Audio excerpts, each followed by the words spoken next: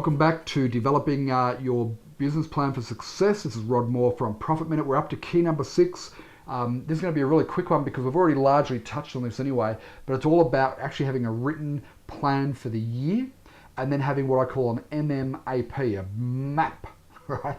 Now, first things first, creating a written business plan, marketing plan. If you look at any of the templates you'll find on Google, they all talk about creating a 5-year plan and a 3-year plan. And 10 years ago, that was relevant and probably a good thing to do. Today, everything changes practically overnight. A 5-year plan is guesswork, right? Now, sure, you need to have a vision of where you want to go with your business and operate with a sense of mission moving towards that vision. But 5 years setting a business plan or a marketing plan, forget it, right? You don't even know what we're going to have as obstacles, as opportunities in the marketplace in the next 5 months. Everything changes at a speed of lightning today. The marketplace is developing so much, technology is coming out so fast that you can't possibly create accurate plans for 5 years in the future or even 3 years. So I think what you need is a 1-year written plan. And now I mentioned this in the very first video, but let me just recap. What you want to have in that plan is, firstly, how much money do you want to pay yourself as the business owner, right? If it's not providing you the rewards that you deserve out of your business, then get out of business, right? I can't tell you how many small business owners I know who are working their insides out, and they're so passionate and they've got such a sense of mission, and they work and they work and they work and they fail to get the results they're looking for from their business. Well, one of the very first reasons why that is because I haven't sat down and said, this is how much I want to pay myself out of the business. This is how much I want to pay myself, right? Now, whether that's 50,000, 100,000, 500,000, you decide, but you've got to be realistic based on where your business is right now today. But write down, as part of your 1-year plan, how much you're going to pay yourself as an income for being the business owner, the person who takes all the risks, has no security that somebody who owns a job has, putting yourself on the line day in, day out. You deserve to be rewarded for that. So write down a number of how much you'll pay yourself. Now, beyond that, you should also then think about how much profit do you want to take out of the business as a result of all of your hard effort and creating a business. Now, again, this depends on where you're up to in your business. You might decide, well, this year I'm going to reinvest all the profits back into the business, and that's an admirable thing to do. But I believe that the purpose of a business is to deliver profit to the owner, to create a profit for the owner. So you need to, before you can actually take profit out of the business, you need to plan for it, and you need to think about how much profit do you want to pay yourself, right? I think you should pay yourself at least as much as you're paying yourself as an income in profit each year. So let's say you decide you want to take out $100,000 in income out of the business, you should be looking at least $100,000 in profit. So that's the second thing you need to decide on and write that down in your plan.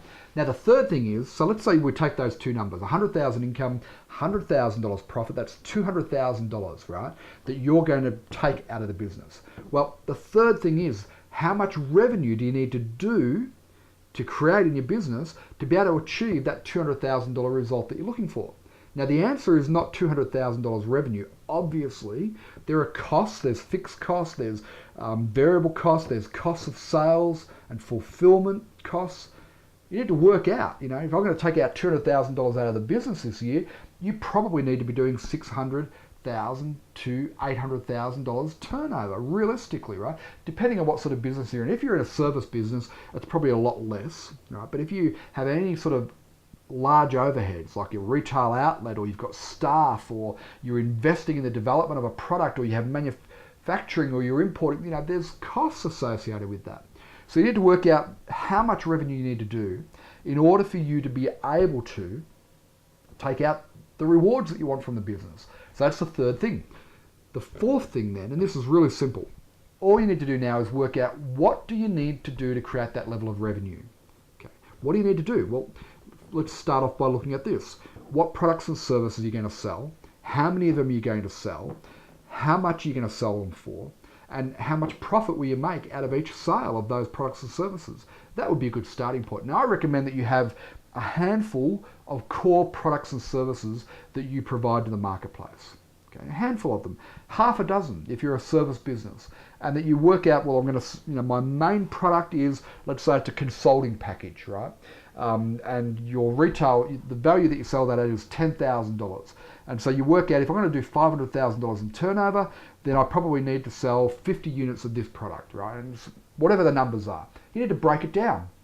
So the fourth step is, what do you need to do to achieve the level of revenue that you've set for yourself in your business? You need to spend time just breaking down those numbers. Okay. Now, as part of that, look at your business model. We've already talked about your marketing systems that we've talked about, and get those two areas of the business right, because I believe that that's where the make or break is in the success of your business. Okay. So develop a 1-year written plan based on what we've just talked about. The next thing is the MAP, right, which stands for Massive Monthly Action Plan. Once you've documented your 1-year objectives for your business and you know, broken it all down, your MAP says every month, this is what I'm going to do.